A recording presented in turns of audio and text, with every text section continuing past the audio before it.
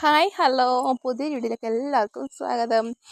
അപ്പം എന്താണ് ഇത്ര പെട്ടെന്ന് ഇങ്ങനെ ഒരു വീഡിയോ എന്ന് വിചാരിക്കുന്നുണ്ടാവും അല്ലേ. ഇത് നമ്മൾ ഞാൻ കുറച്ച് മുന്നേ പറഞ്ഞിട്ടുണ്ടായിരുന്നു, എല്ലാവരോടുമായിട്ട് ലൈവിലൊക്കെ പറഞ്ഞിട്ടുണ്ടായിരുന്നു. അപ്പോൾ നമുക്ക് പഞ്ചായത്തിൽ നിന്ന് ചെറിയൊരു വീടൊക്കെ പാസ്സായിട്ടുണ്ട്. അപ്പം ആ വീട് പണീൻ്റെ ഫസ്റ്റ് ഘട്ടം എന്ന് വെച്ചിട്ടുണ്ടെങ്കിൽ നമ്മൾ തറ വലിക്കൽ, മട്ടം വലിക്കൽ എന്നൊക്കെ പറയില്ലേ, അതാണ് കേട്ടോ. അപ്പം അത് നമ്മൾ നേരത്തെ ഇപ്പം പാസ്സായിട്ട് 1-2 മാസമൊക്കെ ആയി. മഴ കാരണം നമ്മൾ നീക്കി പോയി. ഇപ്പോഴാണ് എല്ലാ സാഹചര്യം തെളിഞ്ഞു വന്നത് കേട്ടോ. നമ്മൾ തറ വലിക്കാൻ മുൻവരുമ്പോഴൊക്കെ മിക്ക ദിവസങ്ങളിലും മഴയൊക്കെ ആയിരുന്നു കേട്ടോ. അതുകൊണ്ടാണ് ഇത്ര ദിവസം നീണ്ടുപോയത്. എന്നിട്ടും ഇന്ന് ചെയ്യാൻ പോയപ്പോഴും മഴയൊക്കെ ചെറുതായിട്ട് പെയ്തായിരുന്നു. ചെറിയൊരു ടെൻഷൻ ഉണ്ടായിരുന്നു. മഴ പെയ്തിട്ടുണ്ടെങ്കിൽ നമ്മൾ JCB കൊണ്ട് പണിയെടുക്കുമ്പോൾ കുറച്ച് ബുദ്ധിമുട്ടാവും. അതുകൊണ്ട് ഈശ്വര മഴ പെയ്യരുതേ എന്നുള്ളൊരു പ്രാർത്ഥനയും കൂടി ഉണ്ടായിരുന്നു. പക്ഷേ അവസാനം വരെ മഴ പെയ്തില്ല കേട്ടോ. ഈ ഒരു പണി കഴിയുമ്പോഴേക്ക് 7 മണിയായിട്ടോ. കറക്റ്റ് 7 മണി, 3:30 മുതൽ 7 മണി നമ്മൾ ഈ പണി തന്നെയായിരുന്നു. പക്ഷേ എല്ലാം സെറ്റായി. അത് സ്റ്റാർട്ടിങ്ങിൽ ആ സ്ഥലം കണ്ടപ്പോൾ നമുക്കത്ര എന്താ പറയുക, എങ്ങനെ വരും, എങ്ങനെയാണ് ഈ ഒരു സ്ഥലം, അതിന് കറക്റ്റ് രീതികളും വശങ്ങളും എനിക്ക് അറിയില്ലായിരുന്നു. എനിക്കല്ല, കാണുന്നത് പെട്ടെന്നൊന്നും മനസ്സിലാവില്ല. മട്ടം വലിച്ചു കഴിഞ്ഞപ്പോൾ നല്ല സെറ്റായി കേട്ടോ. കണ്ടപ്പോഴൊരു മനസ്സ് നിറഞ്ഞ പോലെയൊക്കെയായിരുന്നു. എല്ലാവരുടെയും സ്വപ്നം എന്താ പറയുക, ഒരു അടച്ചുറപ്പുള്ളൊരു വീട് വേണമെന്നാണല്ലേ. അതേപോലെ തന്നെ എനിക്കും ഒരു അടച്ചുറപ്പുള്ള വലിയ വീടൊന്നും വേണമെന്നില്ല. ചെറിയൊരു വീടാണെങ്കിൽ 4 ഭാഗം അടച്ചുറപ്പുള്ള ഒരു ചുമരുള്ള ഒരു വീടൊന്നും വേണം തന്നെയാണ് എൻ്റെ ആഗ്രഹം. അപ്പം ഈ ഒരു ആഗ്രഹം ഇത്രയും പെട്ടെന്ന് നടന്നു. എന്താ പറയുക, ഇത്രയും പെട്ടെന്ന് നമ്മുടെ ജീവിതത്തിൽ നടക്കും എന്നൊക്കെ വിചാരിക്കുമ്പോൾ എനിക്ക് ഇപ്പോഴും വിശ്വസിക്കാൻ പറ്റുന്നില്ല.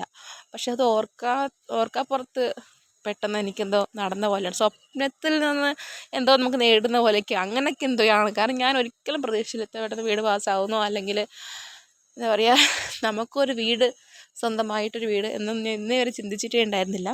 പക്ഷേ എല്ലാം ദൈവത്തിൻ്റെ അനുഗ്രഹം പോലെ എല്ലാം കൈകൂടി വന്നു, ഒത്തുചേർന്ന് വന്നു എന്നൊക്കെ വേണമെങ്കിൽ പറയാം.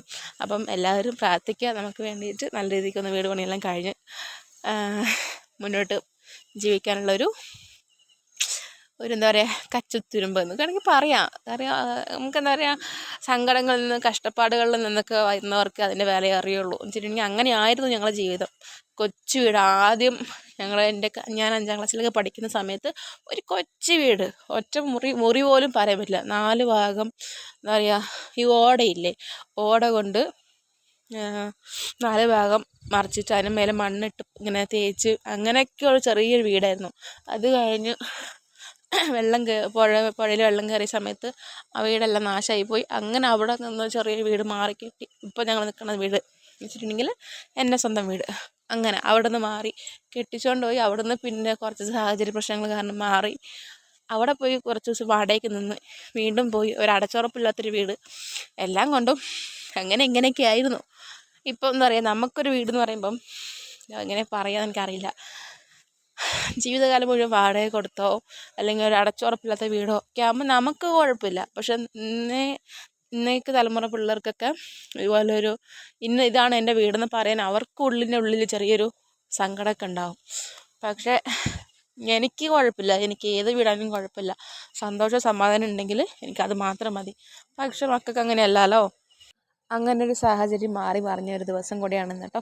അപ്പോൾ ഇന്ന് നമ്മൾ തറ വരച്ചു. നാളെ ഇനി പോയിട്ട് തിങ്കളാഴ്ച 15-ാം തീയതി എഗ്രിമെൻറ്റ് വെക്കും. എഗ്രിമെൻറ്റ് വെച്ച് കഴിഞ്ഞാൽ അങ്ങോട്ട് എന്താ പറയുക, പെട്ടെന്ന് പണികളൊക്കെ തീർക്കണം എന്നാണ് ആഗ്രഹം.